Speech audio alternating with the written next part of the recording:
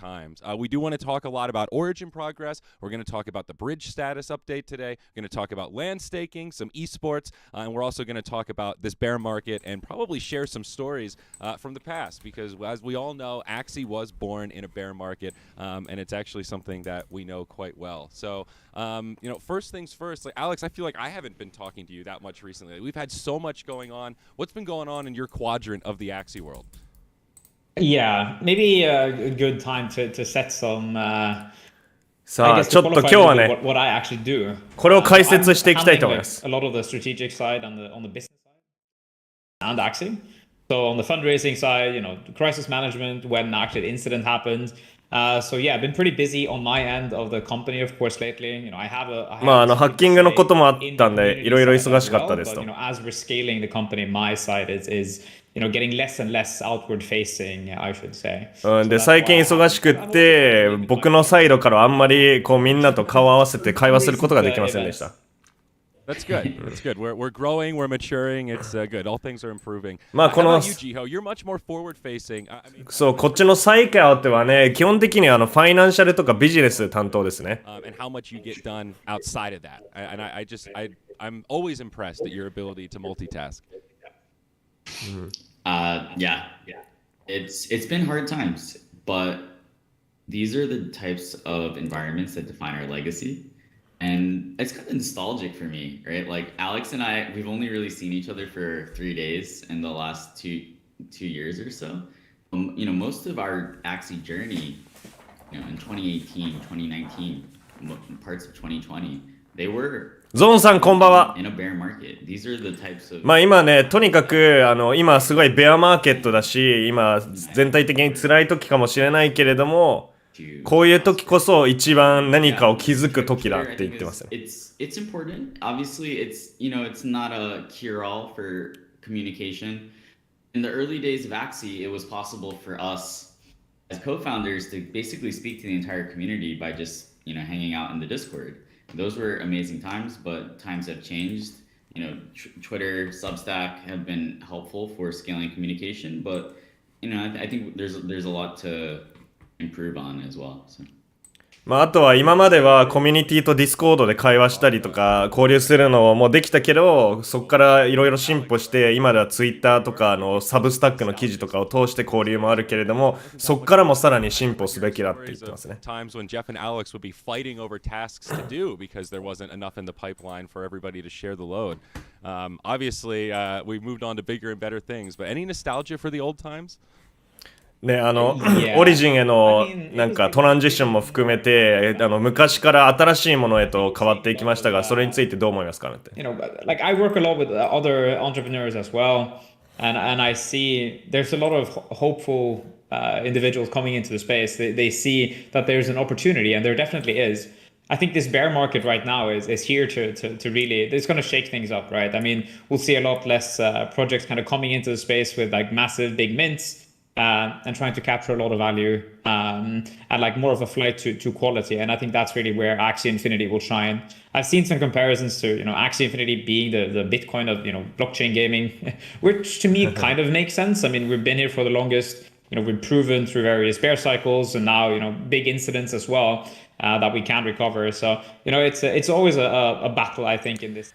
まあオリジンへのトランジションも含めて今ベアマーケットにいるのもそうなんですけれども、ちょうどねなんか新しい人たちにとって参入できるチャンスなんではないかなって思います。 Actually, when we're seeing that it's just like a different type of crowd that's involved in the community right now. I think the level of discussions on Discord is also getting higher and higher and higher. In terms of governance, people actually want to be involved.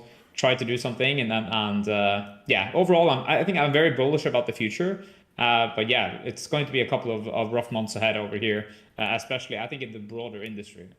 あとはディスコードを見てる感じでもなんかコミュニティ内での会話のレベルがどんどん上がってきているのもわかるし、みんなが何かすごいね、新しいことに期待してるのも分かっているんで、なんか今はとてもいい機会なんではないかなって言ってます。そのトランジションをするのに。So many of our new employees. And there was a moment when we sat down to dinner where I saw you and Jeff look at each other and kind of have a little bro moment of like, dude, we did it. Like, I remember when it was just you and me at dinners like this. And now we have a whole team of people here with specialized skills that are all like equally motivated. ね、昔はチームがすごい少なくって今は拡大しましたけど、 had a snapshot of where it seemed like a really earnest, like, damn, dude, we still have a long ways to go, but we kind of did it. If we made it this far, like, how far can we go, you know? Yeah, I think it's worth mentioning, right? So when I'm looking まあそっからちっちゃいオフィスでもともと始まったけれども、今では大きな会社へと拡大して、あ、やればできるじゃんっていう気持ちになれたと思いますけれども、どうですかって言って、そうですねっつって。On the business side, and of course we had our engineering, and we had everything we're doing on the product side, but overall it's such a different, I would say, era of blockchain gaming right now, and especially Axie too, that we can actually execute on a lot of things that we've wanted to do for ages. So if I'm putting myself in the community shoes, there's always this desire to do something more. Like, when is this feature coming? When is this other feature coming? Both me and Jeff, we're the same. Like, we're pushing engineers. Oh, can we please do this? Like, how is the bandwidth? Is it possible? And I think the longer we go, we realize just the limitations of, this new technology, how hard it is to actually engineer something like this. And in terms of being trade-offs for, both on security, if you can actually go to market fast enough. So I think over the past couple of years, been very good at kind of, threading that or threading the needle, I should say, to focus on what's important. In the end, it went a little bit too fast. Now we're taking a step back, focusing more on security, for example. What it means is that, things have a tendency to take a little bit longer as well. But of course, we have a lot of interesting things to talk about here as well. And I'm glad to see that now we can finally start to, especially Origin, right? まあやっとね、なんか本当に開発を早くなんか進めすぎた部分も昔にはあったりして、大変な時もあったんだけれども、今ではやっと全てがちゃんとまとまり始めているような感じもしていて、まあだからこっからさらに新しいことに向けて準備が整いましたみたいなこと言ってますね。I want to reiterate that there's still a long way to go. Origin is not ready for esports. It's not ready to have that transplant of the token rewards. Really encouraged by what we've seen so far. So I'llまだオリジンでも開発を続けなきゃいけない部分もあるし、まだ e スポーツにもちゃんと対応できるような性能にはなってないんで、まだまだやることあるんだけれども、ここまで、開発を進められたチームメンバーとかみんなが本当に素晴らしいと思いますって。1,000 total unique accounts that have played Origin.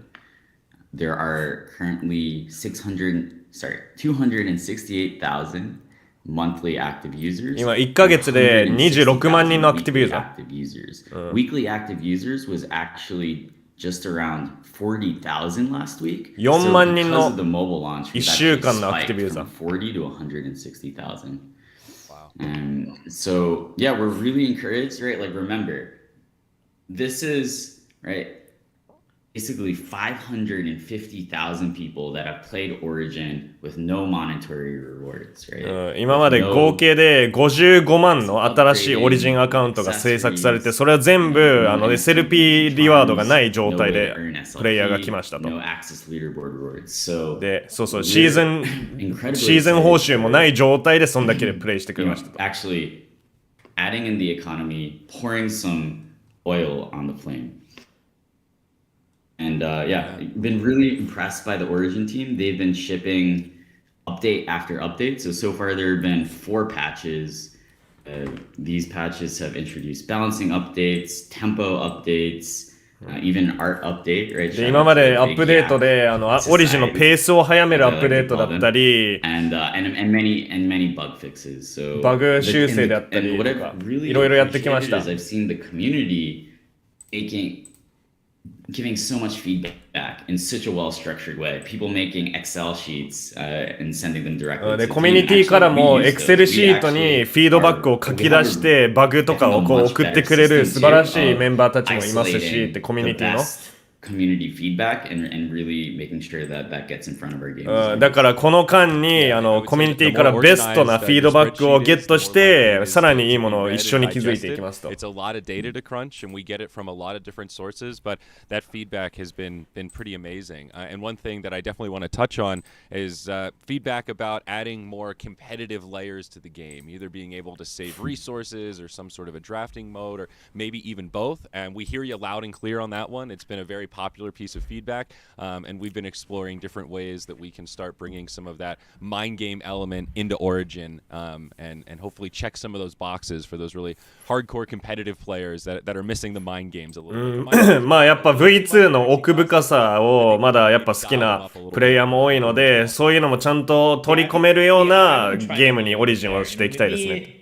I'm a big part of why you are in the team, right? Like my background is esports. I specifically wanted Andrew in the team so that we would have more people than just me who would be pushing forward this kind of esports competitive angle. So we definitely see all of the, サイカートももともと e スポーツとかゲーム実況をやっていた方で、だからザイオリ TV をね直接雇いたかったっつって、どちらも e スポーツ業界からもともと来てる人で、だからこそe スポーツタイプのマインドゲームみたいなのが欲しいってのは分かります。But hard to master. Because if you can nail that, basically what it means is that people can get drawn into the game. They have a feeling that they can actually win, they can improve, and that's very important when it comes to both long-term sustainability for the game and the esports scene, and new people coming into it, so that we can have a gradual improvement of just the entire scene, so that it doesn't die out.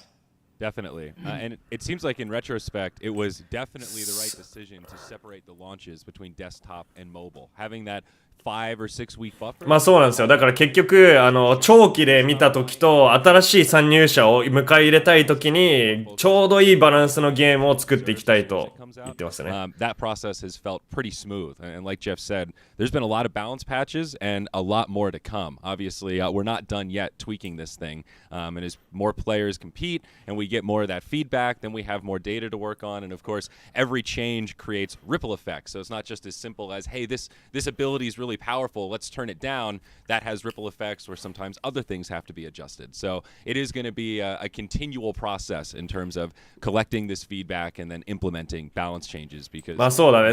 だからバタフライエフェクトみたいに一つを変えたらいろんなものも影響が変わるからこそ、そんな簡単にこの一つのカードが強いからじゃあこれを変えようっつって簡単に変えられることではないのは分かっているので、ちゃんとフィードバックをみんなからもらって一番バランスのいいものをしていきたいと。Really fun to watch the Origin meta evolve over the last month or so. Yeah, and releasing more patches will be key as well. Testing various instances of the economy, especially when it relates to various charms and runes.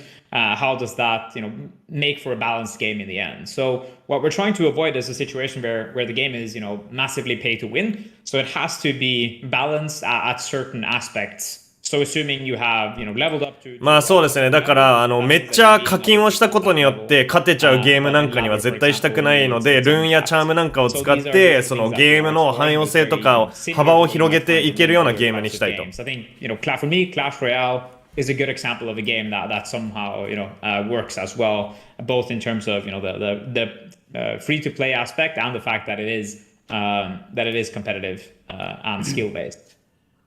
I've actually been playing Clash Royale recently a little bit. クラッシュロイヤルがめちゃめちゃいいゲームですねみたいな。You can earn upgrades and you can upgrade your cards, and that helps you go further on the kind of MMR leaderboard. But when you're doing competitive play, all of your cards get kind of normalized to a base level. ああ、そうなんだ。クラッシュロイヤルを G4 もよくやってるんだけれども、なんかゲーム内でなんかカードのアップグレードとかをできるらしいんだけれども、そのコンペティティブモード、その多分大会とかアリーナみたいになると、カードがノーマル化されてみんな同じレベルで戦うようになるとかって言ってますね。だからそういうのも面白い、いいよねって言ってます。Leaderboard or like solo queue in League of Legends or Dota and games like that, they have a place, right? It really matters. It is a form of esports sport. It's a form of training. People look at the leaderboard for scouting so that players can, start to raise their profile a little bit. And in our case, there is prizing involved, right? So the arena seasons do really matter.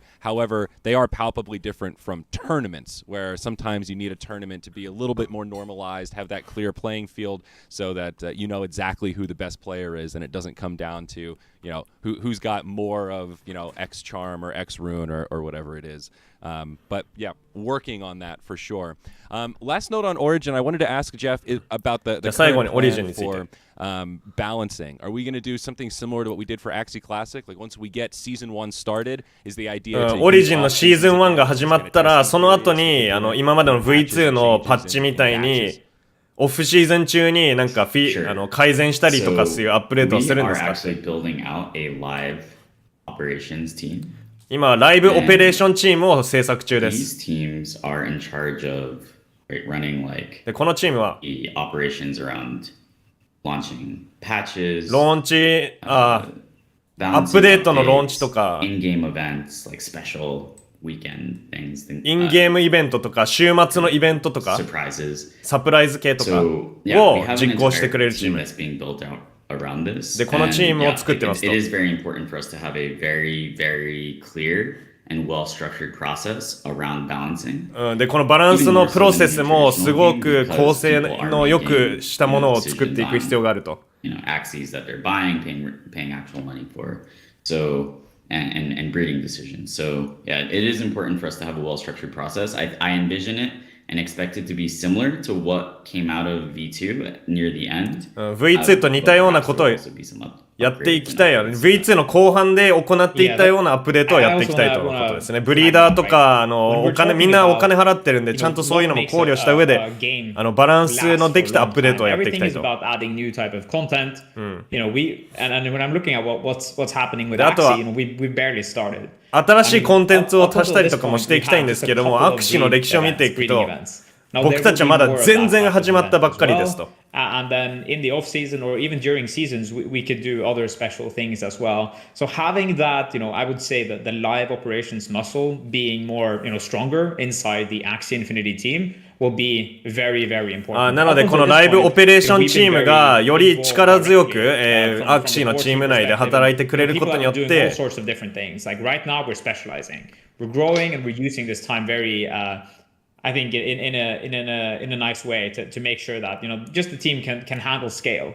なんか今本当にベースファウンデーションみたいなのを作ることに集中しているが、about 60 or 70 people and in the middle of scaling. So now is a very different time, and everything is just becoming more and more professional. So yeah, very excited. Yeah, I had my first onboarding call with one of the members of our new live ops team. そうですね。Very excited about some of the stuff they have in store. ライブオペレーションチームができてくれることによって、さらに楽しいイベントの幅が増えるとのことですね。Okay, well, I don't know anything about live ops, and what you guys have in store is so much cooler than the stuff that I had in my head. It's just really exciting. Obviously, it does take new employees a little while to get caught up. The onboarding process for Web3 is cumbersome, even if you're coming from like a Web3 adjacent background. そうだね。今、スカイミリスもいろんな人を雇い始めているんですけど、Web3 の会社で新しく働き始めるのには、やっぱみんなある程度研修期間が必要で、continuing to accelerate, which I think is maybe the most exciting. みんな今その研修期間を乗り越えてる最中だけれども、ここからさらにFor example, a breeding event, that's something that we would love to be able to run. なんかブリードイベントめっちゃやりたいんだけれども、So yeah, like ops, breeding events, right? That basically increases our capacity to do things like that. Yeah, all of these live events, they require more management than a lot of people realize. It's not as simple as just, hey, turn on the breeding event and let it run. Like, it has to be calibrated, it has to be monitored, it has to be set up properly, it has to be distributed. まあそう、なんか将来的にそういうブリードイベントとかもやりたいなって思ってるんだけど、そういうのもライブオペレーションチームとかがやってくれるそうですね。なんで、まあ今後そういういろんなイベントを多分計画してくれる系のチームを作るってことですね。Not the Binance one, but the official one through Ronin chain. Would love any kind of status update here, anything that we can share around the bridge status, because I know a lot of people are really excited for the bridge to be open. I've gotten a lot of はい、あとはローニンブリッジについて話していきたいんですけど、今入金とか出金ができない状態になってると思うんですけど、いつ再開するんですかって。Yeah, I can at least take it, and then maybe Jeff, if you have じゃあ僕から話します。You know, we've touched on this many times. I think in もう何度も触れたんですけど、アップデートとかで the importance of security. セキュリティの重大について今までも言ったことあるんですけども、 Basically, what we're trying to create here is a very key piece of infrastructure that can potentially or will likely even secure billions of dollars in value. So putting that into perspective with, you know, when 今後何百億も対応できるようなファウンデーションを作っていきたいと。インフラストラクチャーを。The smart contract as well. Like these are things that, you know, if we rush them out, they could have very, very dire consequences. Now, as we で、 like これ to を say, あんまり焦ると本当に悪い結果を at 導 this level, くことになる is と。 unfortunate, but you know, if something like this were to happen again, またこういうのが that would be もし起こ quite ったら、 bad. So we're actually taking our time on this one. Now, on the positive side, もし万が一もう一回起こったら大変なんで、今はちょっと時間をかけて the internal audit is done. The external first audit is also done, and we're now considering if we're even going to do another external audit as well, depending on how long that will take. But we're still, I think, on time for the end of this month. But you know, I don't want to make any absolute guarantees just because of the importance of this piece of infrastructure. Now that said, なんか監査系ももうなんか審査通ったらしいんですけれども、何もね保証はしたくないんだけど、多分今月かとか1ヶ月ぐらいとかでできるって言ってますね。Like basically the bridge for all different type of chains is one of the chink in the armor. So if we're not careful, you know, we could end up in a pretty bad situation. だから気をつけないとさらに悪いシチュエーションになりかねないので、ゆっくりやっていきたいと。Fixes that we're making it. I think one, you know, very important thing that we're trying to achieve here is, in fact, like what happens if someone finds a way to not hack the entire contract, but there is some flaw inside another smart contract on Ronin, which is deployed by either someone else sometime in the future. Basically, these guys can exit with a significant piece of money. What you would need then is some kind of circuit breaker system. And what that means is that if you're trying to exit with too much money, the entire bridge will, you know, shut down and make sure that there's a human person who is actually checking in and saying that, okay, now this is something dangerous. We need to manually review this, which is very key in a situation, you know, when things are so, you know, on the bleeding edge. I think a lot of people なんか仕組みとしてなんか将来的にはそういう大きな多額の出金があった場合になんか審査がかかってローニンブリッジ自体が勝手に止まって、それで人間のチェックがない限り次に進めないようにするみたいなこととかもやるかもしれないって言ってますね。Let's figure out what's going on here before we proceed. Is that a good layman's analogy for what we're kind of talking about? Yeah, it's a good way to explain it in a very clear fashion. Basically, it's a type of two-factor authentication. But of course, you know, some damage might already happen. まあ二重認証みたいなのを要するにやりたいってことですね。Benefits blockchain technology enables for users, and we see how many people want to experience these benefits. Like they want to own their digital assets, want to own their game items and identity. You know, we see, and of course, the possibility to even make some money here on the hobby that you love, you know, that is incredibly powerful. So we see a lot of people coming into this industry without actually understanding the risks that are involved here. I think from a Sky Native's perspective, a part of everything that we're making, we're trying to limit the risk that the players and users actually have to experience, you know, which is why also this is taking some time. But yeah, excited for the progress, and of course, you know, we see when there is, for example, some discrepancy. まあみんなもお金を稼いだりできるゲームだからこそ、本当にみんなのお金だし、その盗まれたら良くないから本当に慎重にテイクケアしていきたいと。But you know, from our perspective, ね、はてなはてながみんな気になってるリュウさんありがとう。もうちょっとで発表ありますよ、それの。And we actually, I know everyone is tired of hearing this. We have to zoom out here. Like this mission that we're on, it's not going to be finished tomorrow. It's not going to be finished in next week. We're talking years here for everything that we're trying to achieve. Like basically a new piece of the internet is being rebuilt right in front of your eyes. And everyone who's still in the chat right now is very, very early.And I think you can all see it. 今本当にまさに新しいインターネット時代に突入しているもう最前線のところに僕たちはいて、まだまだ早いですと。The emotional harm like it does when you see the price going up, oh, it feels great. Then the price goes down. We all have to experience this. And these are the times that you all become OGs. Like this is actually just before the when Axie is going mainstream. So that's what we're aiming for.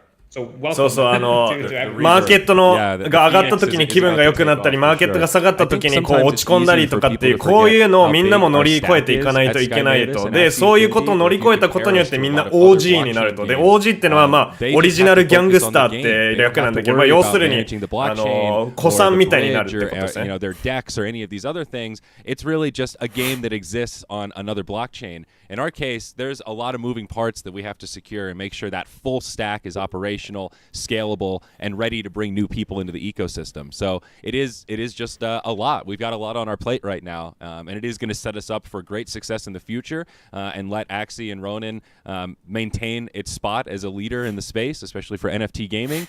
But yeah, we've got a lot going on. Jeff, I don't know if you have anything else that you wanted to add about. とにかくね、やらないといけない部分が結構あるから慎重にみんながバランスよくこういけるように頑張ってますチームが。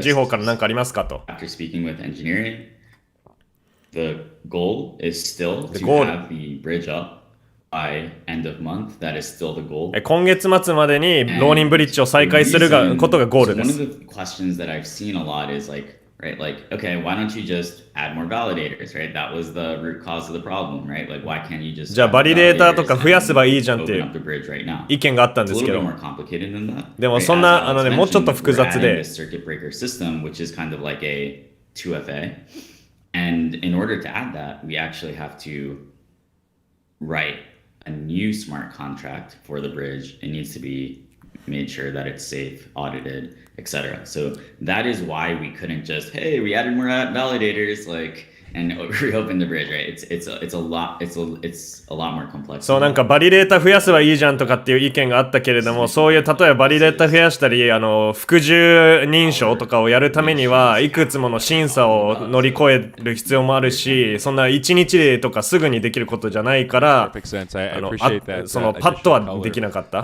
ていうのを知ってほしかった。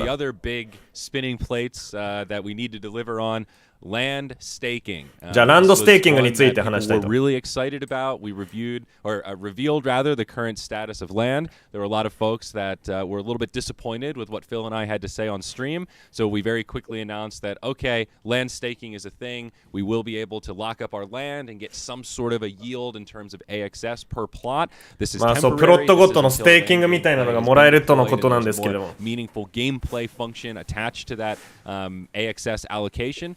We have not officially launched the land staking yet, but it's getting real close. I've been seeing some prototypes, I've been seeing some screenshots. ね、ランドステーキングまだ始まってないんですけども、いろんなプロトタイプとかを見てるんで、もうすぐ近いのは分かりますと。I chatted with him not too long ago on a fireside about security, but it's Al of Moistness, or just Al for short. He's been around the Axie community for a long time, notorious for working on several different aspects of our stack way back in the day. A man that really doesn't need much introduction, but happy to have him with us here. ステーキングのコントラクトを担当してくれてるのが青っていう人らしいですよ。この人が青。You sound great. Thank you so much, my friend. So, give us the update. How go things with land staking? Maybe some color on exactly ランドステーキングのアップデートについて教えてよ。We're very curious to hear what your day-to-day looks like when it comes to Axie Land. でどういう仕事をしてるのかと気になります。So to give a little context, some few weeks ago, I got approached by Alex and Jeff to say, hey, Al, do you have some time to help us on the land staking? I've been voicing myself a lot to them, and they said, yeah, it would be great to have you on. And so I got acquainted with the dev team of Sky Mavis, and basically, I got the specs of how things should be done. And I said, okay, yeah, give me some days. You have a lot on your plate, and I want to test that. The dev team. まあで、それで開発チームとコミュニケーションして、なんか so much more cool things. And I've done so many ちょっと何日か試してみるよみたいな。contracts and everything that was like, yeah, it just makes sense to do it. And so far for the update, everything is looking very good. アップデートに関しては全部 the last 2 to 3 weeks. Been bouncing reviews, ideas, suggestions back and forth. ここの2、3週間でフィードバックとかいろんなアイディアを受け入れてたんですけど。We're going through some final refactoring changes where we need to make sure that some information is publicly exposed for the front end to be integrated easily. And overall, it's just been a very good, experience to be working with the Sky Mavis team. It's a bunch of very talented people. まあ今のところスカイメイビスで働いててすごいいい経験にもなってるし、いいチームとも働けてるし、すべてが今順調に進んでいると思います。So natural, like it was just, yeah, I need to do this, and they answered exactly with the things that I needed. Based on what I gave them, they were very happy as well. And overall, I just want to say it was just an amazing experience to work with you guys. And it should be very, very soon until we have front-end integration. I don't have an ETA for that, sadly. I can just say on the smart contract that we're very much done in terms of security, and that we're just doing some final little changes. もうスマートコントラクト的にはもうすべて整っているんですけれども。So I'm trying not to say too much.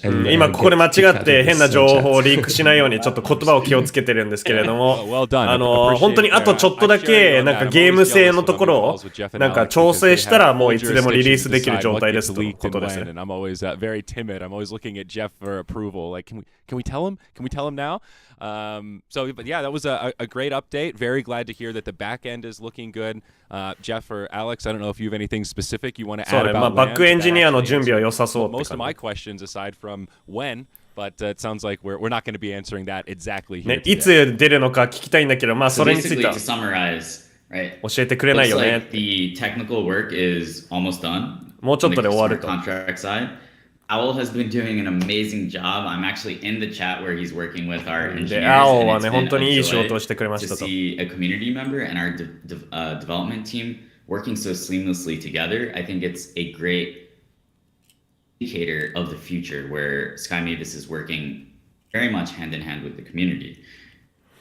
So there has been some initial design work done, but that needs to be finalized, and then the smart contract needs to be kind of integrated with the front end, and that needs to be tested for like responsiveness and things like that. So yeah, don't want to give any timelines. まあバックエンドとフロントエンドの本当にコミュニケーションをよくして、なんかまあコントラクトもうまくできるか何日かテストする必要があると。Yeah, you're all good. Yeah, all right, great. Yeah, so I want to touch on something that a lot of people have been asking about. It's governance, of course. で、ガバナンスについて話したいんですけど。One thing that we've tried to do since the beginning is say that the people who are the governors of Axie Infinity in some kind of capacity, they deserve to be rewarded with new AXS tokens, and that's actually tied to staking as well. So those who are staking AXS tokens, or own AXS tokens, they are a part of the governors of the network, and that's the future of Axie Infinity. Now, getting to a point where the underlying platform is totally finished and can be fully governed by the community, it will still take some time. Just by a function of how difficult it is to create some of these systems. But it's going to happen quite soon, where we are ready to roll out some light governance. I think we've already tested with some voting on Discord, and more platforms are being tested all the time. So it is coming. It is happening. The goal has been, and the stated goal is to まあ今のところなんかガバナンスっていうのはなんか基本的に AXS を持ったりしてることによって何かアクシーに対して意見とかを言うときにある程度のなんか報酬が欲しいってみんな思ってると思うんですけども、それをなんかまあ AXS ステーキングみたいな形で今はちょっと配ったりしてるんですけども、なんかその本当のガバナンスっていう意味で本当に投票権を得られるような状態に持っていくまでには少し時間がかかると。それもまだね今本当に Web3 で今最先端のことをやってるし、最近では Discord でちょっと投票システムなんかを行っていて、それで少しずつシステムをなんか実験はしてってるんですけども、もう少しかかるとのことですね。Because AXS is a big part of the prizing for esports, and all things equal, I think professional players and people that are really dedicated to competing in the ecosystem should be, all things equal, more likely to care about governance and want to use those tokens to voice their opinions and have control rather than just cashing out and e スポーツプレイヤーとかも AXS で表彰されると思うんで、それを持ってることによって今後さらにそういう意見を通せるような感じで AXS を使っていけるようにしていきたいですね。Are you bullish on governance right now? Like, are you nervous? What makes you most nervous about this transition to turn Axie into a ガバナンスをやる上で何が一番不安だと思いますかって。Things to consider. The DAO development just in general is still at its infancy, even though there's been so much ongoing.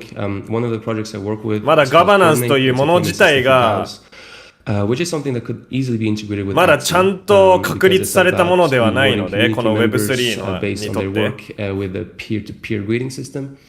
And basically, I've been basically learning by osmosis a lot, by, being with a lot of, great minds that work specifically for DAO creation and development. And I think it's a great idea to do that. It just makes complete sense, having the community work hands in hands with, the people that steer the ship initially to eventually have this organism that works in a correct way where the wisdom of crowd will know what to do. But the thing is, before we reach this idealistic way of thinking with DAOs, there needs to be a lot of things to be considered, a lot of different systems to be tested, and そう、ガバナンスを実装するまでね、いろんなテストが必要だと。But that's basically how you learn. You don't create a rocket to go on the moon on your first try. You go through 10, 20, 30 thousands of iterations. まあロケットを作る例で言うと、誰も一発目で宇宙まで行けるようなロケットを作れる時はないので、やっぱ何回も失敗を繰り返して実験する必要があると。And Axie is, and SkyMavis, and the extension is very game-focused. A game-focused DAOs, again, a very minimal work has been done on those type of systems as well. So I'm still very bullish because it just makes sense to do so, but reaching it will be a lot of trial and error. Personally, that's what I think. なんかアクシーは今まではゲーム性にすごいフォーカスしていたゲームなので、これからこのガバナンスとか投票権とかについてもっと強めていくつもりです。Really what separates the winners from the losers in those systems are the people that are able to pony up and try again and just continue to keep reapplying what they've learned to improve. So I think that does fit with a lot of our internal mantras. Jiho's famous 1% better every day, I think very much is in line with that perpetual learning kind of failures or opportunities to really learn and make sure we don't make those same mistakes again. So I agree with you actually, but a lot of foundation still needs to be created. I love this quote, which is, success is getting up one time more than you've fallen. Wow. Damn, that's deep. Wow. Are we quoting, what's it, Rocky right now? It's not how far. What does he say? Like, it's not. Oh, what's that one? Oh god, sorry, I snorted. That was too funny. まあ成功の秘訣は七転び八起きだよみたいなことを言ってますね。It's about how hard you can't get hit and keep moving forward. That's right. There you go. There we go. That's the Axie motto right now. Yeah. Let's keep it up. I like that. No, it is really exciting, and I think that challenge of building さあそろそろハテナの発表があるかな。 attracted me to this position. どうだろう。Like, this is a really big problem to solve. I don't know exactly how we're going to solve it, but man, this is a really exciting problem to start chipping away at. So, 今のところが発表されてた今日の配信の内容なんでね。So this is another system where I'd rather move a little more slowly and methodically, piece by piece, rather than trying to rush it. Because if we get it wrong, it's hard to undo, right? You only get one first try at structuring the DAO, so to speak. Yeah, and I think it's worth saying here that over time we've been first at many things. Like we're the one who created the play to earn or play and earn model, and we can see there's definitely room for improvement there. I think moving forward, it's good to be able to see how other systems are, responding to being first as well, so that we can maybe pick up some learnings along the way here as well. Back in the day when we started, we were the first at everything. So it's hard to take learnings. But now, actually there are other good products that might go to market as well. So I'm excited to see how it goes. なんかプレイトゥーアーンとかを本当に始めたのはアクシーだったし、始めた当初ってのは誰も比較できるようなとか情報を盗めるようなとかなんかいい部分を盗むみたいな意味で競争する会社もいなかったからみんなの意見とかもわからなかったけど今ではいいプレイトゥーアーン系の会社も多いし、僕らも一緒にコーマーケティングできそうなプロジェクトも多いから一緒に頑張っていけそうだね。 We had this idea of the Axie score as this modifier that can basically take your achievements within the Axie ecosystem to act as this weighting system for your vote. So governance is very complex. There is research that needs to be done, and we hope to be able to engage with the community on that research before we actually deploy.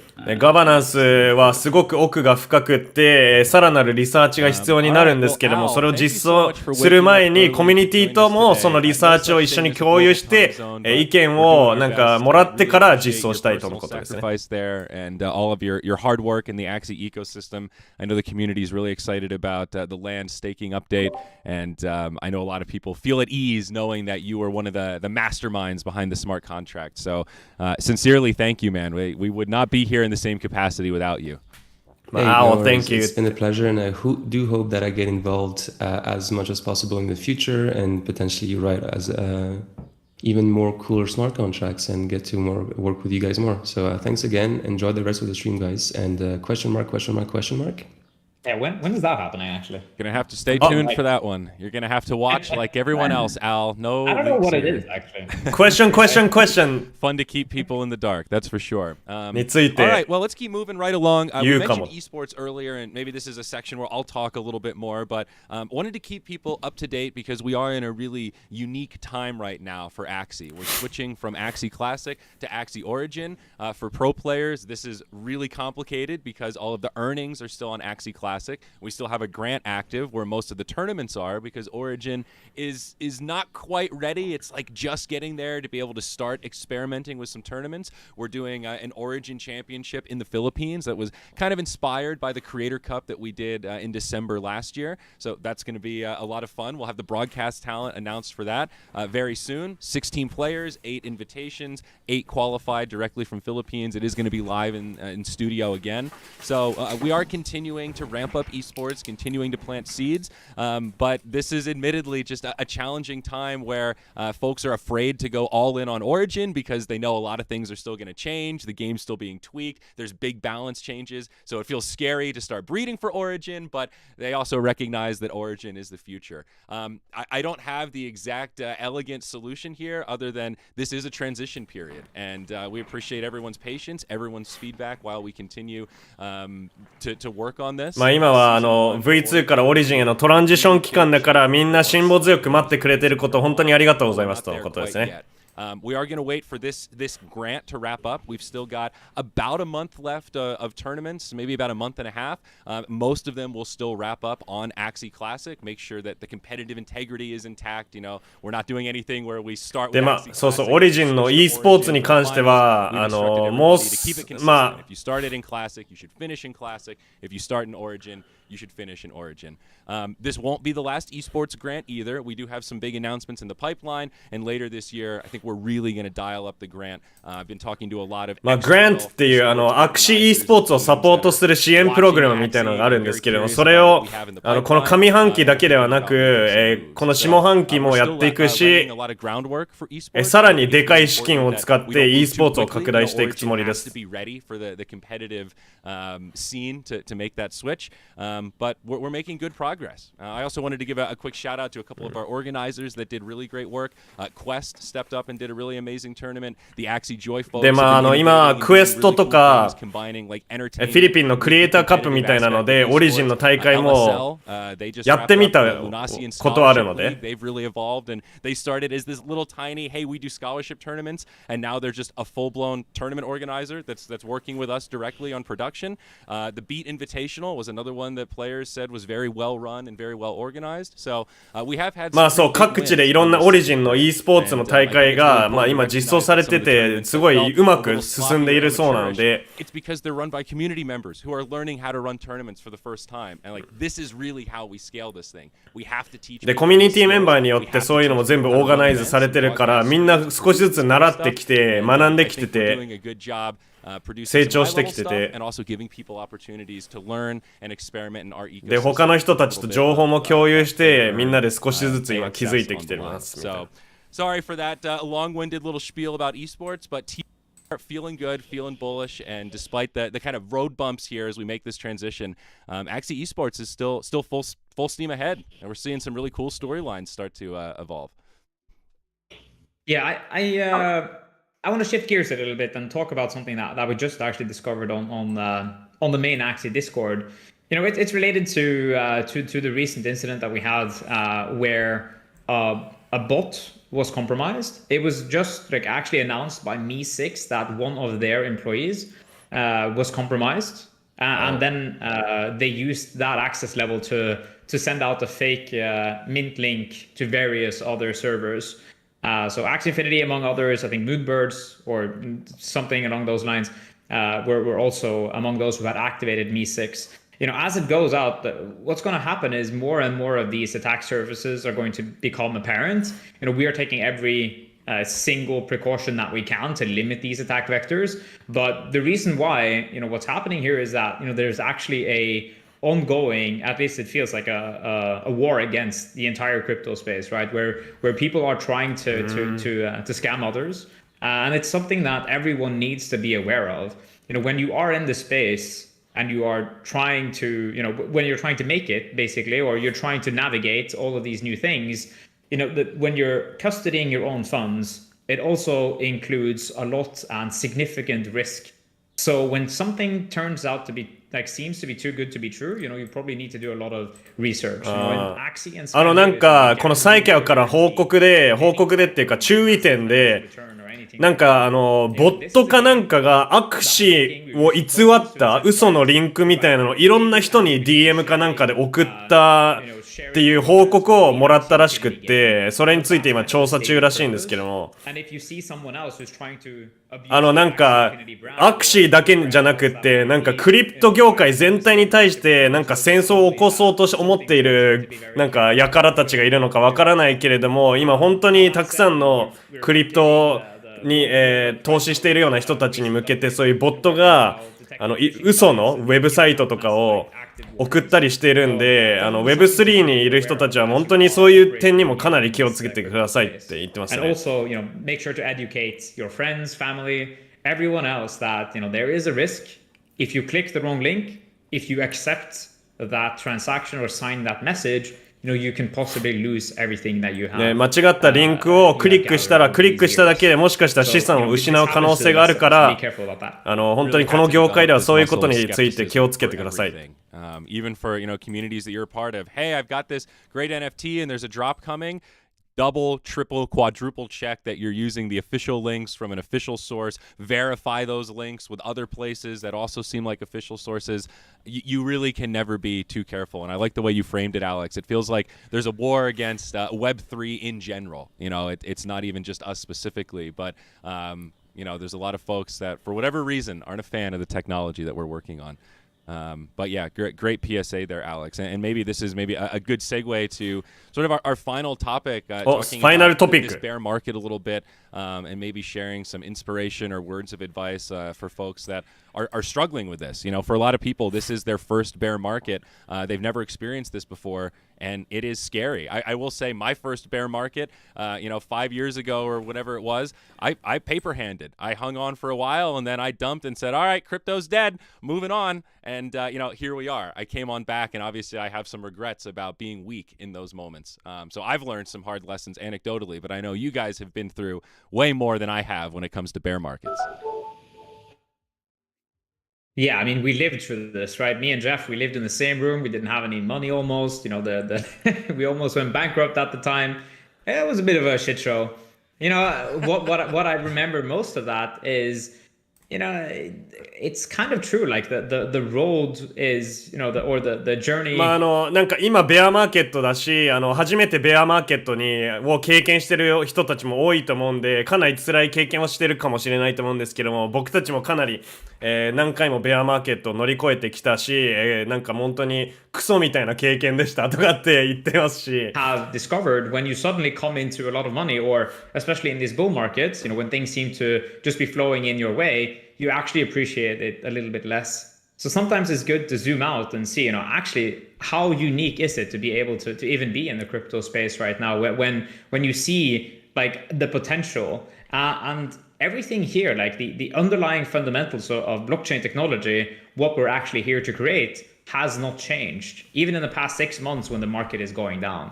What I believe in is that people that are operating online deserve to own their digital assets.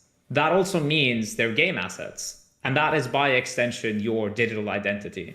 Everything that you do inside whatever platform, whether it be Facebook, whether it be Axie, it should belong to you as a person, and you should be able to bring that with you.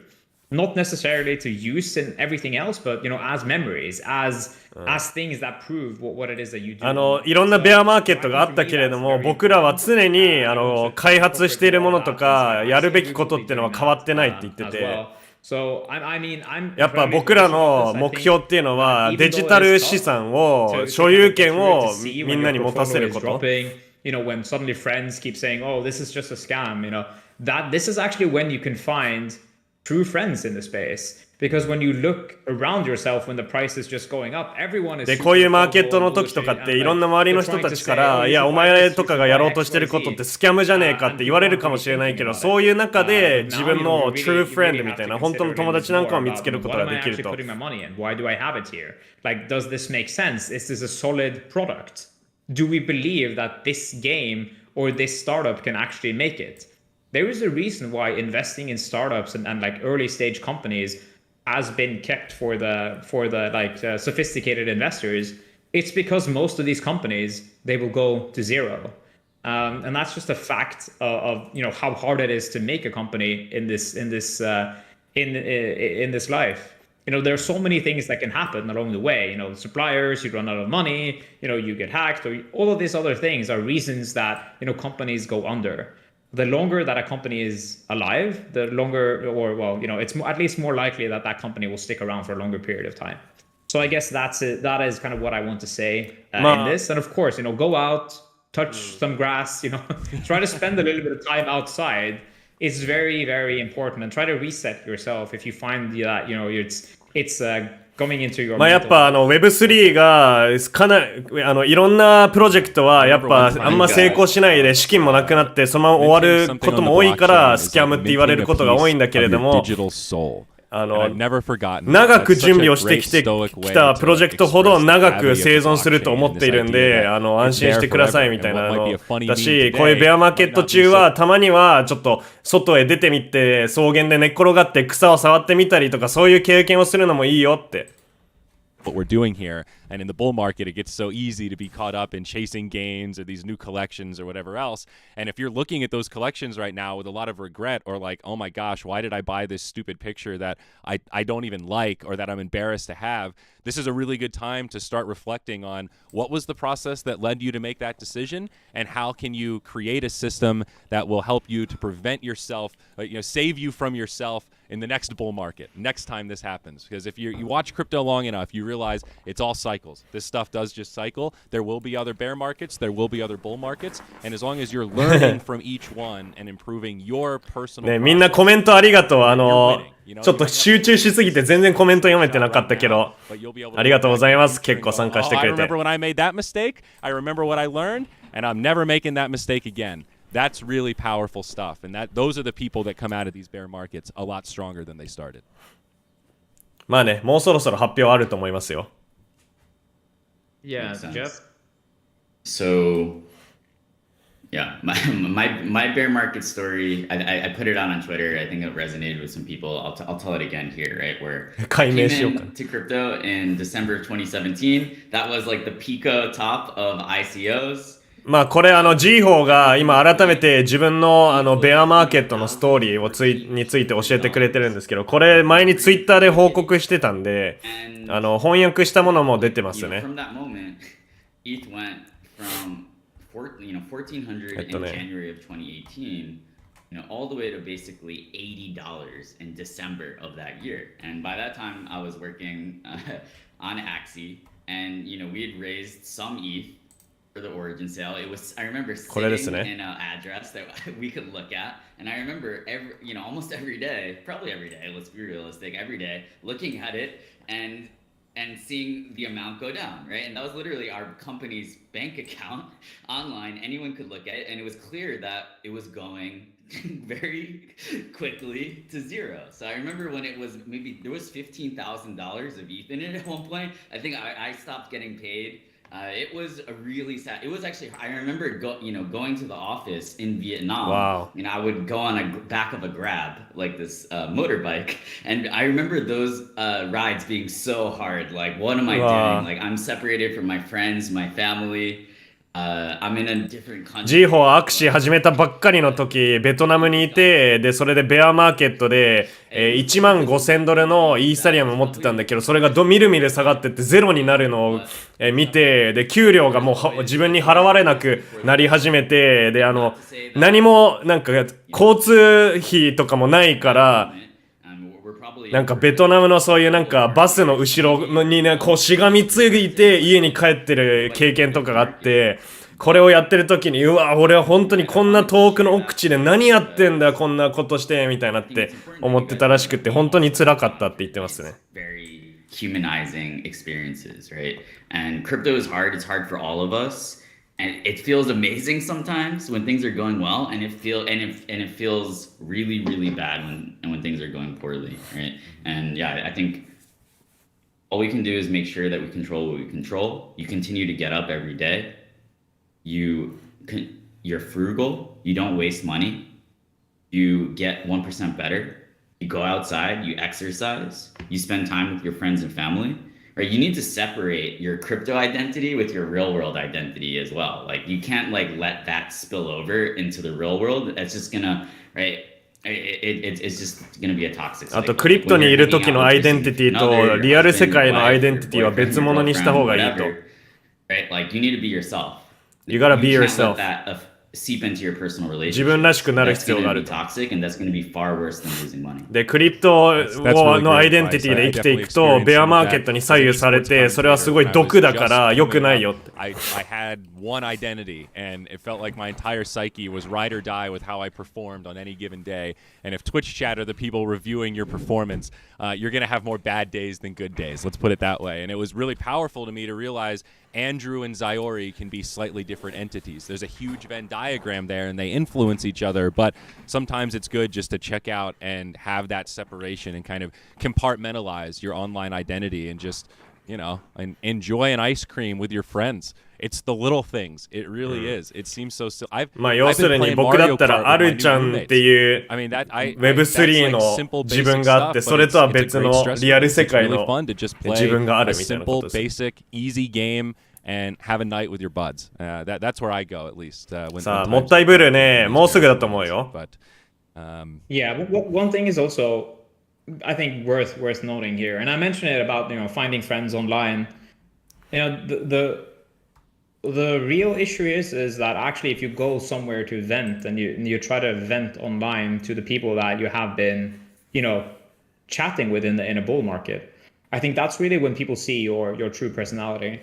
So what I would say is that maybe if there is one person or two people that you really, really trust, you guys can complain together, but be very careful about that, because the more you guys start complaining or talking negative, like it actually spirals into your own just your how you view everything, right? So if you're too negative about the world, you're not going to be able to bounce back when things actually start going up again, because you're going to be like, oh fuck, whatever, this is just another fake relief rally. Like that entire Wall Street cheat sheet, it is the thing. because people stop believing that, if a real future can actually happen, that, tech stocks or whatever, Axie or anything is going to be able to recover, because you get so emotionally drained. And that's really when you actually sell the bottom.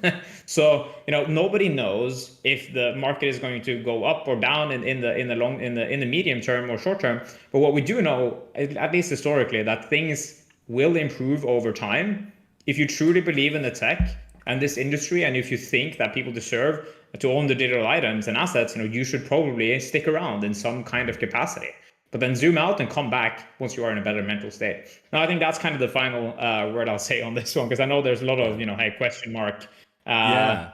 No, when's that actually happening? Yeah, I think we're about to wrap here. So no, that's great. もう最後のトピックいきますと、はてなはてなはてな。 みんながそれ気になってるんで。 Venting, which is very healthy to process and get things out of your system, from like the pity party where you're creating this feedback loop of negativity where you're just constantly bringing everyone else down and then they're bringing you down, and it そう、今のところとりあえずなんかこういうベアマーケットの時にいろいろ文句とかを話し合いたい友達とかもいると思うから話したりすると思うんだけど、あんまりネガティブなことを発言するのとか、世界に対してネガティブな意見を持つと、そういうのってスパイラルしていろんなところにこう、回り回ってくるから、気をつけてねみたいな。Other people see it, and that actually becomes the thing that hurts. いや、ここのチャットセクションもうハテナすごいことになってる。そろそろだね。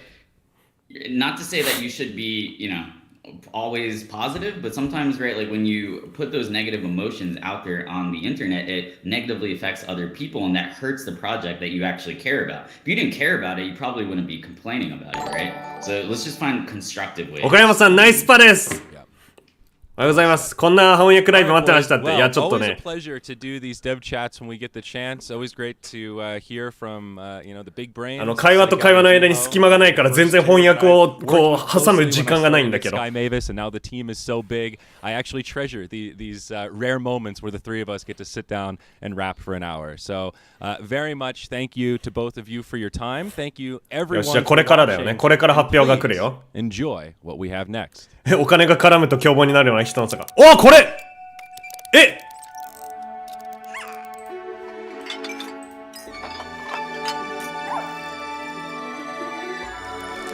やば。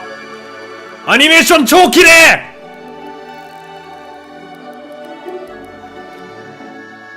音楽やばい。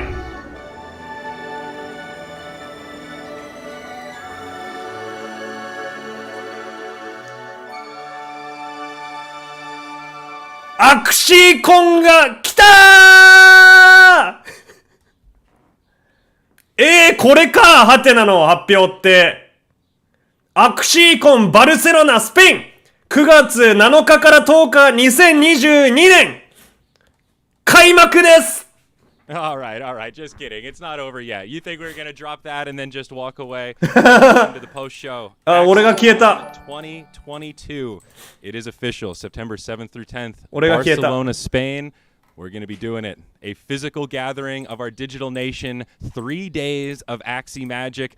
Builders, battlers, dreamers, and thinkers alike. It's going to be an epic affair. I can't be more excited to finally debut this to the world. I've been working on AxieCon for ages, boys, and it's finally here, ready to share with the world. Jeff, how you feeling? Give me some of those emotions. I'm feeling it too. I'm super excited. You've done an amazing job pushing this project forward. I think we've all made amazing friends in the Axie universe, and some of them we've never met in real life, right? So AxieCon, I think, is going to be an awesome way for us to finally meet some of our friends that we've made from halfway along or around the globe. There's also going to be like a lot of programming and coverage for those that can't actually fly to Spain or Barcelona. So yeah, I'm super excited about it. I think it's going to be a landmark event. I think that there are going to be lifelong friendships that are made at the event. There are going to be people who find fellow builders and start projects there. So yeah, I can't wait. And I've never been to Barcelona. I want to see what it's all about. I've heard that it's amazing, and Yeah, I think it's アクシー会は今までバーチャルの世界でみんなたくさんの人とつながってきたと思うんですけども、今まで現実世界で会ったことがないから、今回公式から初めてこうやってみんながちゃんと会える3日間のアクシーコンっていうのはスペインのバルセロナで9月に行いますとのことです。で、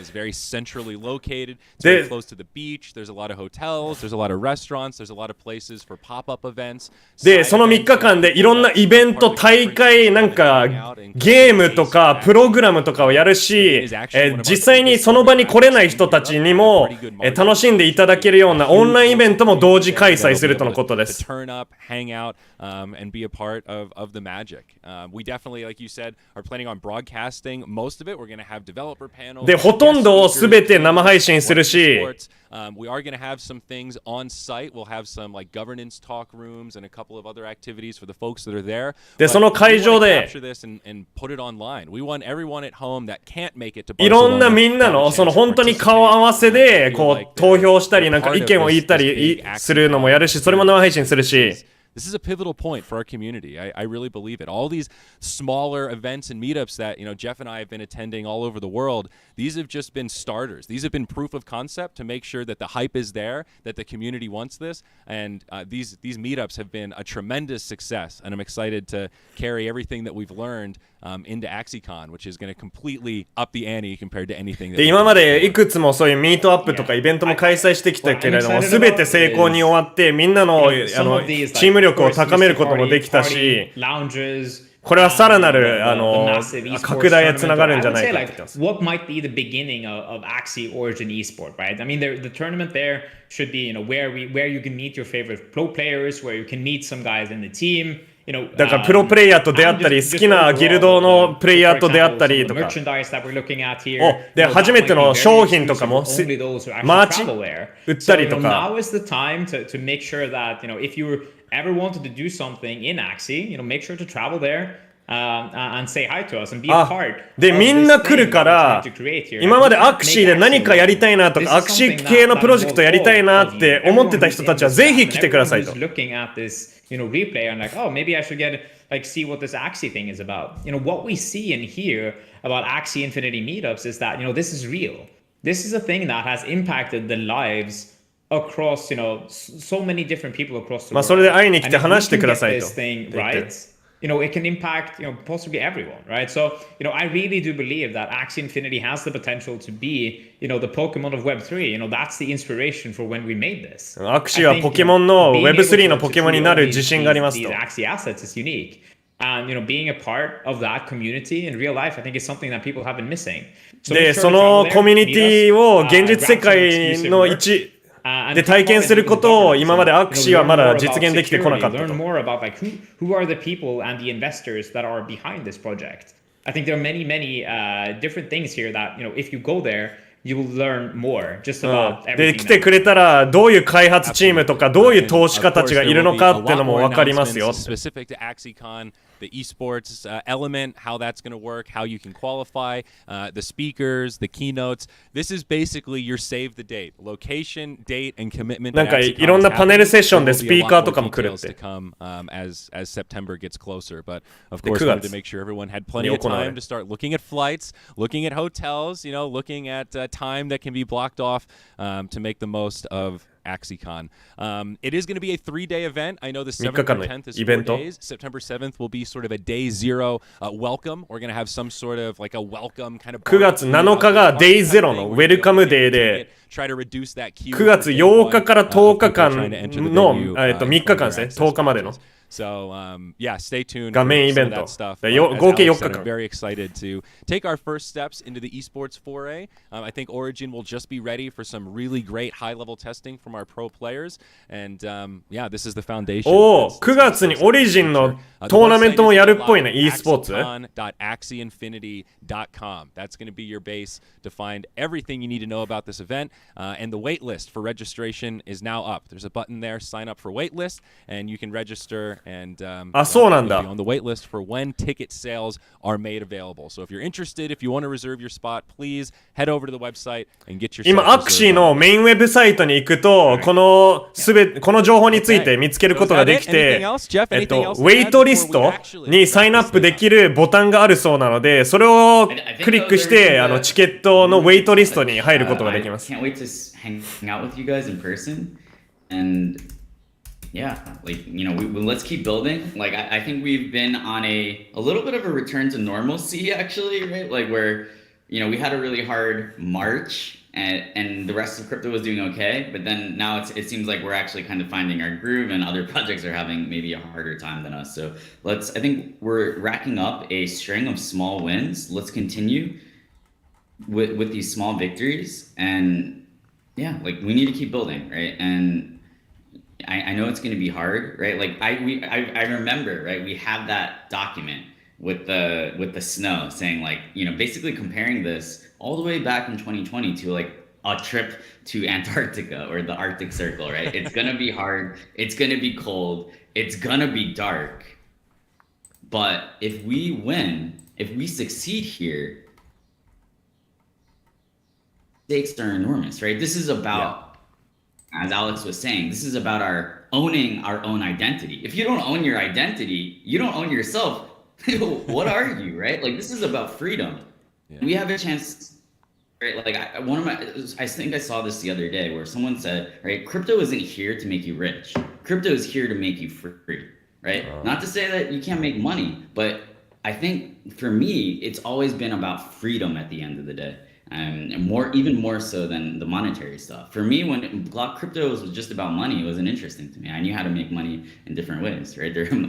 まあ、ジーホーが言ってるのは、ある格言で、Crypto doesn't make you rich, Crypto makes you free っていう格言があって、まあ、クリプトはあなたを大富豪にさせるんじゃなくて自由を与えるために存在してますって言ってて、ジーホーはそのお金の部分よりもその自由の部分をやっぱ一番強調してて、それが一番大事だって言ってますね。They make me feel like the Axies are real. Thank you so much, Psych Out. Thank you so much, Jiho. A lot more in the pipeline. Stay tuned, folks. We'll see you in Barcelona, September 7 through 10. また流れた。もう一回流しますか、一応。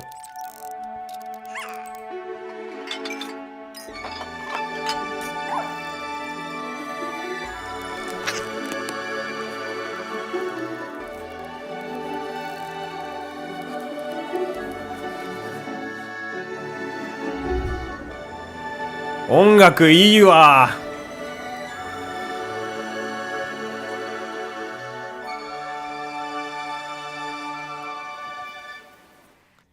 アクシーコン。はい、ということで、皆さんちょっとね、あまりにもさっきも言ったんですけど、やっぱあれっすよね、翻訳やろうと思ったら、喋ってる人と真横にいないと多分うまくね、できないんですけど、こういう感じでもう他の人たちが話してるところを聞きながら、翻訳しようとするとやっぱスペースがないんで、翻訳を入れるスペースがすごいごちゃごちゃしたんですけれども、もしねなんか気になる質問とかあったら今この時間に、僕がお答えできますので、よかったら聞いてください。でこのアクシーコンについてはちょっと待って、公式発表してるのかな。なんかさっきウェブサイト行ったらそのウェイトリストに入れる的なことは言ってたけど、今確認したらまだなさそうなんで、多分ねもうすぐで発表すると思います。普通に今みんなこうやって多分インタビューやってたから、まだね投稿とかできてないのかもって感じなんですけれども、そうですね。だからハテナは結局アクシーコンの発表だったっていう感じです。でここにはまだないよね多分。でですね、こういう発表があるときって大体サブスタックの記事が出ますので、それが出次第多分日本語の記事もまあ僕が書いてるんですけど、あれ出すことになるので、それで詳しいことを皆さん確認できると思います。そうですね。でまだその日本語記事も発表はしていないので、もうすぐになると思います。そうだからそんな感じ。要点だけで十分です。そうですよね。まあなんか基本的には今日のインタビューではなんかコミュニティをなんていうんだ、その不安が多いコミュニティとか、なんていうんだ、まあなんか不安がある人たちをちょっと和らげるような内容が多かったと思います。そのちゃんと今計画していろんなことやってるから心配しないでとか、ローニンブリッジも今月末中、約束はできないんだけれども今月末までには再開しようって思ってますとか、あとはオリジンの e スポーツも、もちろんね今オリジンのまだアップデートとかパッチとかもやってるんで、バランス調整を行っていった後で e スポーツを実装できると思いますとかっても言ってましたし、まあ、あとはたくさんの人にとってこれは初めてのベアマーケットの体験だったと思うんですけれども、こういうことを乗り越えていくことでまあ、クリプト業界の OG っていうそのまあ古参っていうかもう昔からこの業界にいる人みたいになれるのでね、そういうリスクとか痛みも伴うのがこのクリプト業界の、まあ傾向ですねみたいな感じのことを言ってて、でランドのステーキングはいつから始まりますでしょうかについては、さっき言ってたのはそのランドステーキングのスマートコントラクトを担当しているそのオウルって人がいるんですけれども、その人曰くもうほぼそのバックエンドのそのスマートコントラクト系の部分では完全に今そこの準備はできてるんだけども、フロントエンドだからまあボタンクリックしてそれがどこにつながるかとか、そのちゃんとコントラクトまでにたどり着けるかみたいな、そういう部分を今最終確認のテストをしているんで、もうすぐで実装できますよっていう感じで言ってました。そんなに遠くなさそうな言い方をしてましたね。ねえ、ランドのステーキング楽しみですよね。僕も一応ランドを持ってるんで、早くステーキングしたいなって気持ちはありますね。で、そうですね。また改めて言いますと、今日のハテナの発表はアクシーコンの発表でしたね。これでしたね。9月7日から10日までの、まあ、合計4日間、スペインのバルセロナでアクシのカンファレンスですね。コンってのは多分カンファレンスの略だと思うんでを行います。これはね、だからさっきサイクアウトも言ってたんですけれども、アクシーってのは今までこのバーチャルの世界で皆さんつながってきて、いろんなつながりとかもできたと思うんですけれども、たまたまねこのアクシーが流行ったタイミングとコロナが被っていたせいで、こういうような大規模な、みんなが物理的に集まれるそのなんかイベントってのを行ってなかったんですよね。なのでアクシー史上初めてのそういう物理イベント、公式物理イベントになります。しかも3日間以上にわたるイベントで、全て生配信もされるし、物理的に参加できない方々のためにも、オンライン上の何かイベントを行いますとのことですね。で、さっきなんか軽く聞こえた感じですと、その9月多分バルセロナっていうか、そもそもなんか開発チームだから、まあスカイメイビスの人たちと、あとはスカイメイビスに投資してる人たちであったり、まあ本当にそういうギルド系とかもうたくさん多分来ると思うんですよね。なので、そんな中でトッププレイヤーたちも、来ると思うんですけれども、そこで多分オリジンのトーナメントを行うっぽいんですよね。でその他にもアクシー公式のマーチャンダイズだから商品、多分グッズとかもやるし、他なんつってたかな、なんかでも発表もあると思うし、その時にそんなようです。でこれの、詳細に関しましてはもうすぐで発表されると思います。本当にもう数時間後とか数分後なんじゃないのかな。あるいは今日はこれだけで、詳しいことはあった。ここにウェイトリストってある。今 G ホが1分前にツイートしましたね。僕もリツイートしておきます。このウェイトリストをクリックしたら、そのチケットを、アクシーコンのチケットを買う、サインアップリストみたいなのに、乗ることができます。なので、これちょっと一緒に見ていきましょう。こういうのがあるんだね。だから、Apply to Speak は、このアクシーコンでスピーカーとして、自分のプロジェクトについて何か話したい。あるいは、プレイヤーだったらアクシーのことについてとか、話したいみたいな人がいたら、この Apply to Speak が多分できるっぽいですね。ゲストスピーカーとして話したい場合は。カンパニーの名前、自分の名前、あとはタイトルですね、役職。で、あとは E メール、他の E メールアドレス、どういうカテゴリーのことを喋りますか？で、あなたのセッションは何についてですか？あとは、送信者の名前。これを記入してる人の名前ですね。と、その人の E メールっていう感じですね。割とシンプル。で、Become a Sponsor。アクシーコンのスポンサーになりたい方はこちらですね。スポンサーすることで何なんでしょうね。自分の会社のマーケティングもできるみたいなことですかね。で、スポンサーシップのティアが何個かあるのか。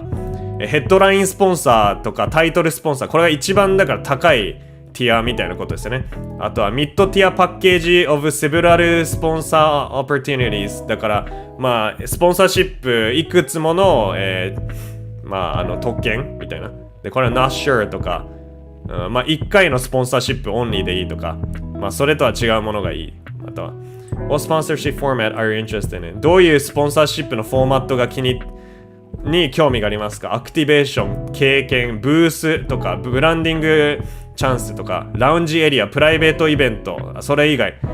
あなたの狙ってるターゲット層はプレイヤー、クリプト業界の人たち、開発者、e スポーツファン、投資家、ミスティックホルダー、クリプトやってない人たち、他のビジネスとか、何か追加で言いたいことは、で、あとは送信者の名前と E メールですね。はい。で、Sign up for waitlist。これですね。ここにね、もうちょっといろいろ詳しく書いてあるっぽいね。だからサインアップちょっと見てる前に一回行きましょう。バルセロナ、スペインのフィラデバルセロナモンテジュイクホールで多分やるっぽい。これ多分フランス語だから発音全く合ってないんだけど、僕もフランスとか行ったことない、ヨーロッパ行ったことないから行ってみたいな。バルセロナここなのか。すげえ、めちゃめちゃ場所良さそう。海際のところなんだ。ここから海見えるわけではないだろうけど、もう歩いてとか車ですぐで海行けるとこなんだね。やば。バルセロナすごいね。行ってみたいよね。こんなここすごいね。こんなところなんですね。で、Join thousands of Axie fans at AxieCon ということで、これ見やすいように日本語翻訳できるかな。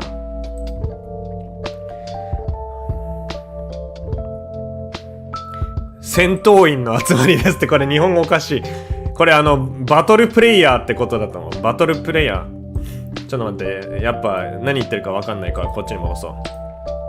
AxieCon is a gathering of the greatest thinkers, builders, and battlers in the Axie ecosystem. このアクシーコンは、なんかグレートな進化、思考家とかビルダーとかバトラーが集まる、場所ですと。で、programming will cover content ranging from esports。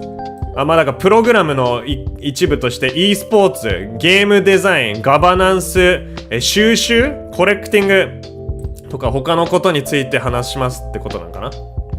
みんなウェルカムです。で、あとはだからミスティックホルダーの人たちから、オリジン始めたばっかりの人たち、もう全員、ぜひ来てくださいと。で、フィーチャリング、プロダクトアナウンスメント、新しい商品の発表。何なんでしょうね。新しいゲームなのかな。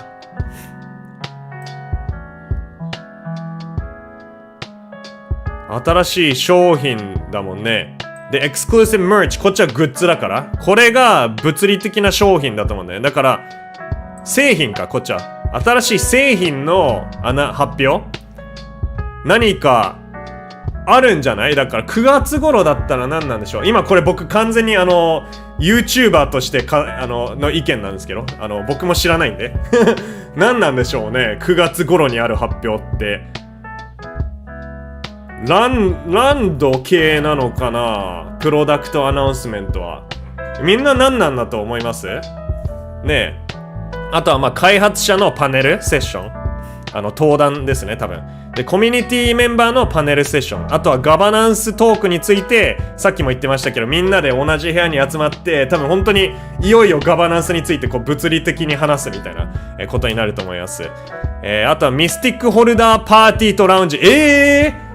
今これ配信見てくれてる方でミスティックホルダーっていますか？これだからミスティックアクシーってことだと思いますよね。ミスティックランドのことも含めるのかわかんないけど、ミスティックホルダーだけが行けるパーティーとラウンジがあるっぽいよ。それすごい特別感があって面白いね。いいな。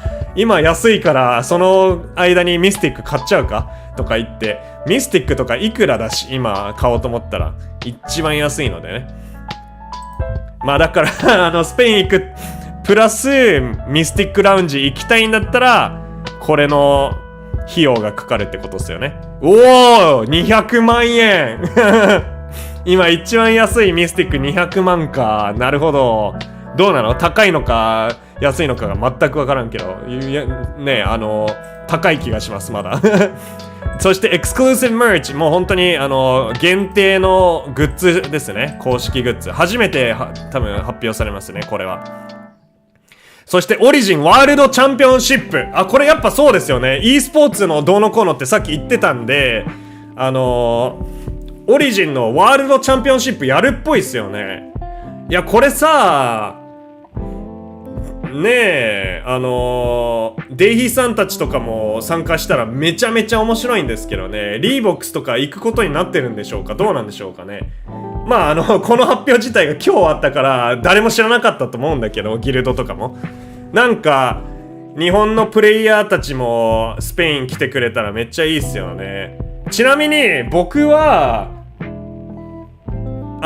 ちゃんと言われてないけど行くかもって感じですね。僕も行くかも。なんかどれだけメンバーの人が行くか分かんないんだけれども、今のところ僕は高確率で行くかもっていう風にはなってますね。なんでみんなでってかスペインで会えるかもしれません皆さんに。であとはパーティーもあると。これ多分さ普通にパーティーだよね。何の偏見もないっていうか、普通にお酒があってバーがあってクラブみたいな、まあ野外かもしんないけどパーティーがあるんだろうね。普通に楽しそうこれとか。そしてサプライズゲストが来ると。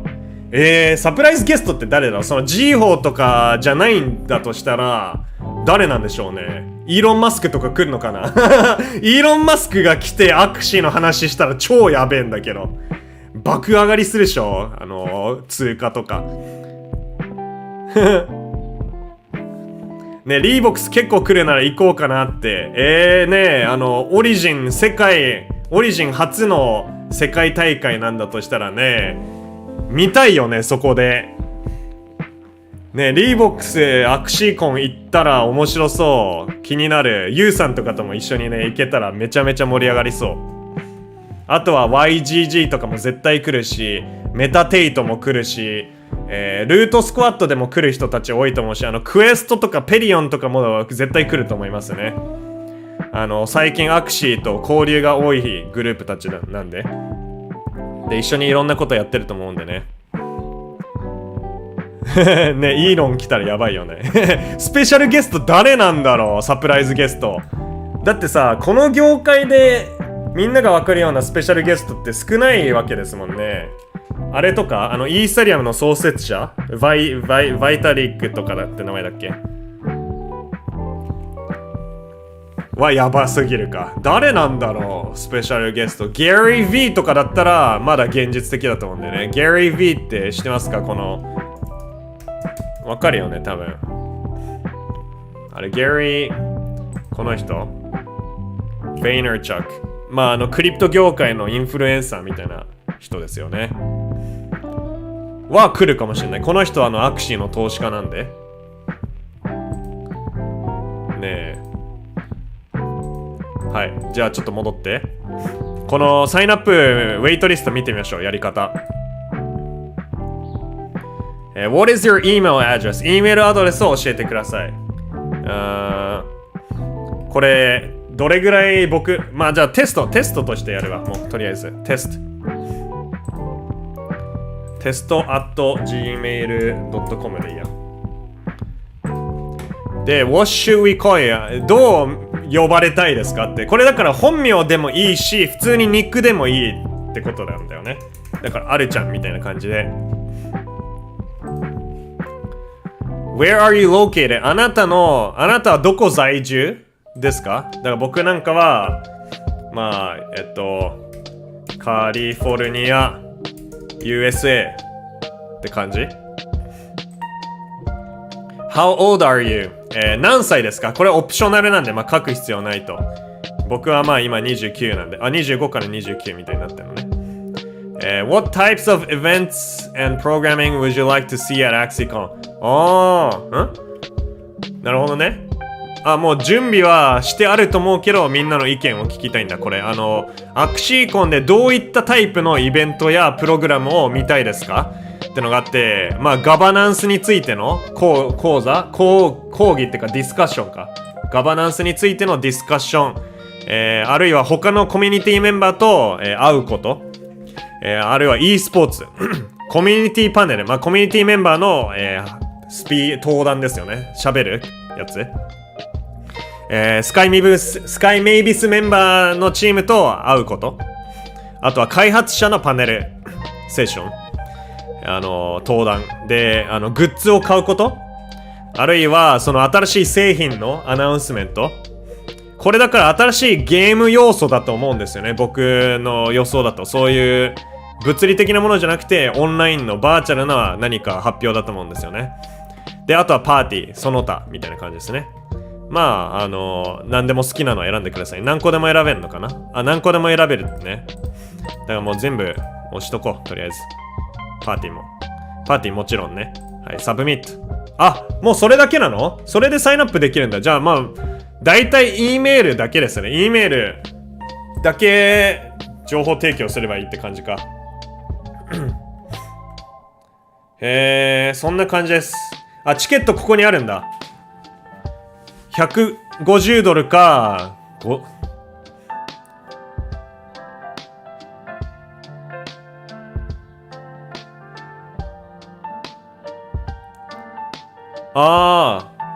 なるほど。このまず2種類チケットがあって、ダスクパスは50ドルで、アクシーコン自体には参加したくないけど、その後に行われるパーティーには毎日参加したいっていう人なんかには、このダスクパスってのがおすすめですってことですね。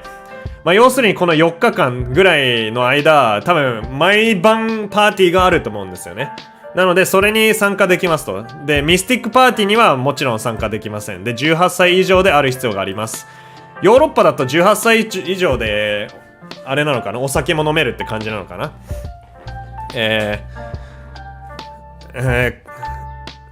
そうだね。カツ丼は資金難なのであるちゃん代表でとか言ってじゃあ僕がカツ丼代表で行ってきますいや来てくださいよリュウさんも。で、あとはこっちのアクシーコンパスですね。150ドルで This is the main pass that you get、that gets you general access to AxieCon and all of the all the event programming。 なのでまあアクシーコン4日間の間どこにでも行けるパスですね。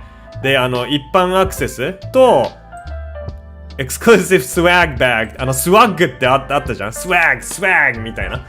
で、まあかっこいいって意味なんだけど、スワッグバグをゲットできると、何 Unlimited Snacks and Beverages とかあんの？無限でっていうかあれか、飲み放題食べ放題お菓子とかスナック系だけど、やべえじゃん。じゃあこの150ドル払ってジップロック持ってってもう大量に4日分とかもうそれ以上のご飯をこう詰めて帰れば元取れるかもしれないよ。それが今最もアクシーで稼げる方法かもしれないここのアクシーコンパスを買ってバルセロナ行ってもう飲み物食べ物を集めて帰るって。であとは、イーブニングパーティーのアクセスなんでやっぱあれですよね、その夕方にパーティーがあるっぽいですね。で Sign up for waitlist はこれさっきと同じですね。だから今すぐ購入するわけではないんで、まあ本当に行きたいなとかって思ってる方は今のうちにこれサインアップしたらいいと思います。これ上限あるのかわからないですね。でももしかしたらあるんで、もうほぼ確定で行くって決まってる方はぜひ、サインアップしてください。で、ミスティックパーティーですね。Are you a Mystic Axie holder? A few weeks before AxieCon, you'll be able to upgrade your pass for free into Mystic Axie Holder Pass. This pass will get you a premium swag bag and access to Mystic Holders Party ということで、まずみんなこっちでサインアップをして、アクシーコンが始まる数週間前に、自分のこのパスをミスティックホルダーパスにアップグレードを無料ですることができます。そうすることによってミスティックホルダーパーティーとラウンジに行けるようになるんでっていうことですね。なんかこれすごい特別な空間だったらいいよね。まあそもそもミスティックホルダー同士で集まれるだけでもなんか結構なすごい話できそうですよね。なんか投資の話とか新しいプロジェクトとか他の NFT ゲームの話とかもできそうなんで、いい交流の場にはなるんではないでしょうかね。はい、そんな感じですかね。はい、他になんかね、わからないこととか質問があれば、ぜひ教えてください。そうですね。お豆腐さん、ミスティックのランドホールドしてますよね。お豆腐さん来てくれたらいいね。英語でブリードセミナーしたろうかって、リュウさんそれいいじゃん。ブリードセミナーいいじゃん。オリジンの。ブリードセミナーした人って今いないと思うんだよね、アクシー界で。とか、本当にブリードにめっちゃ長けてる人って少なくない？どうなんだろう、そういう一切 Twitter 配信とか YouTube 配信してない人でいるのかもしれないけれども、ブリーダーですみたいな人って本当にリュウさんたち以外あんま見たことない。なんかソイさんとかユウさんとかも。ねえ。そのみんなちょくちょくはブリードするだろうけど、ブリーダーですみたいな人ってほんと少ないと思うんでね、需要あるかもしれない。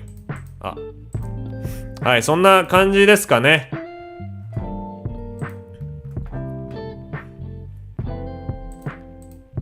で今後もね、このアクシーコンであったりいろんなアクシーの最新情報なんかも、発信していきますので皆さん楽しみにしててくださいいや、このアクシーコンの動画がめちゃめちゃ良かった。とにかくなんかあれにリーク情報とか入ってないのかな、何かしらの後ろでさっていうか、アクシーの後ろに実はなんかランドアイテムの情報が映ってたりとか、なんかそういう伏線的な。アクシーインフィニティ公式のこれだよね。もう一回ゆっくり見てみよう。これ何？卵のカプセルか。これランドプロットのアイテムとかだよね。植木の。ほら、ここ、ランドのマップが敷いてあるのかな？図面みたいな。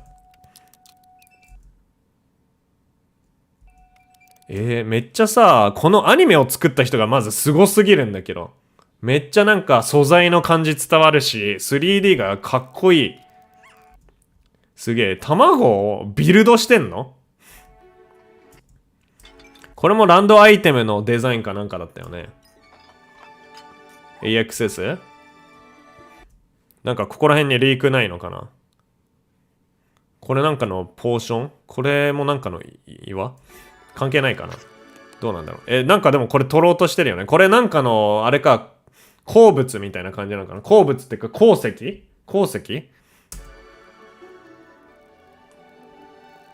何これ？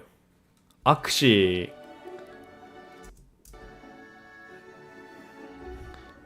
これってさ、桜田ファミリアなのかな？これスペインなんだ。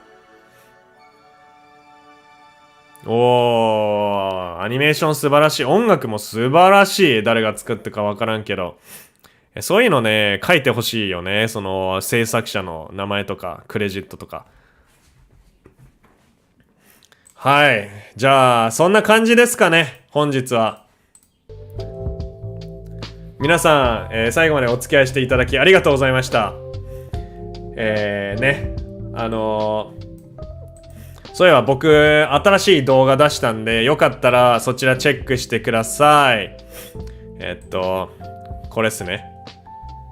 よかったらチェックしてください。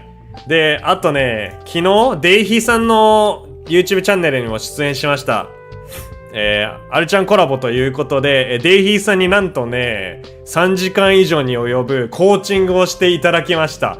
かなりね、濃い内容にはなってるんですけど、アクシープレイヤーだったらね、みんな参考にできるような、本当にためになるような、授業を、教えていただいたので、本当になんか、考え方とかトッププレイヤーの考え方とかを教わりましたので、皆さんね、これ本当に有料級の内容となってます。よかったらぜひチェックしてください。で、あとこれね、僕見直したら分かったんだけど、僕の音声ひどかったですね。今はどうなんだろう、ちゃんと大丈夫だよね。こっちで音拾ったのね。多分ね、デイヒーさんの時こっちでマイク拾っちゃってたから音声クソだったんですよね。それほんと申し訳ないなって思いました。ちゃんと確認すればよかったんですけど、自分で聞いてる分には割とよく聞こえちゃってたんで、デイヒーさんすいませんでした。音声に関しては皆さんにもね、あまりいい音声で届けられなかったのがすごい残念だなって思ってます。ありがとうございました。デイヒーさん、お塩さんもありがとう。あとは、何でしたっけ、何かをねもう一個言おうとしてたんだけれども、なんだ忘れたからもういいや。何かツイッター関連で言おうとしてた気がするんだけど、そんな感じですかね。翻訳ありがとうございました。いや、僕もこういう、さっきもちょっと言い訳になっちゃうんですけど、さっきも言ったように、区切りがなかったから、僕もね、ちょっと翻訳しづらかったから、あんまりいい翻訳をみんなにお届けはできなかったんですけれども、要点みたいな感じで、分かってくれたならよかったです。で、僕にとってもね、久しぶりのこの、オンスポットっていうか、ライブトランスレーション、ライブ翻訳だったんで、いい、練習になりましたよ。いや、昔僕ずっとロサンゼルスでいろんなコーディネーターとか翻訳の仕事ばっかりしてたんで、こういうのをメインで稼いでた時があるんで、その時と比べるとちょっと今、しかも起きたばっかりだから、ね、ちょっと頭が働いてなかったんだけれども、いい練習になりました。そうだ、あとは僕あれなんですよ、結局昨日のデイヒーさんの生配信の後に、寝ます的な発言したけど、あそこから寝てないんだよね。もうずーっと起きて仕事してますだからもう変なテンション。さすがにこの今この生配信を始めるちょっと前に軽く寝たんだけど、もうほぼ40時間以上とか起きっぱなしで仕事してました。だから変なテンションだ。だからもう今日はね、ちょっと休もうかなって思います今から寝ようかな、さすがに。はい。そんな感じです。僕だけでなく日々、スカイメイビスのチームは本当にもうなんかみんなからしたら今日の生配信で開発者たちから聞けたニュースって少ないかもしれないんですけども、確実に着実と今後ろでいろんなことを開発してるし進めてってるので、皆さん本当に辛抱強く待ってくれてありがとうございます。アクシーは今年絶対盛り上がるから盛り上げてみせるので、これからもいろいろアップデートとか報告あると思うんですけども、ぜひ楽しみにしててください寝てないのって、そう、寝てなかったです。いや、なんかね、テンションも上がっちゃって寝れなくなって、そのままもう仕事の時間にもなってミーティングもいろいろあってって感じだったんで、起きっぱなしでしたね。で、もうやること多すぎたんで、もう次から次へと仕事増えてくるから、忙しいです。本当にみんなやることがあって、だから僕もね、あまりちょっと理想のほど、僕が思ってるほど YouTube 更新ができてないんですけれども、それ以上にね、楽しいものを届けられるように頑張りますので、皆さん、アクシー見捨てないでください。みんなとのつながりをキープしたいです。はい、それでは本日の配信、これで以上になります。このようなタイプのね、生配信、もしみんな興味あるんであれば、今後もやっていきたいなって思います。本日は夜遅くまでお付き合いしていただきありがとうございました。日本は今夜10時45分ぐらいなのかなですね。遅いと思いますので、皆さん、残りの夜を、楽しく過ごしてください。そしておやすみなさい。それではね、次の動画でお会いしましょう。コメントしてくださった皆様、スパチャしてくれた皆様、そして、最後までお付き合いしてくださってありがとうございました。それでは Thank you for watching. I'll see you in the next video. あるちゃん signing out. バイバイみんな。GG。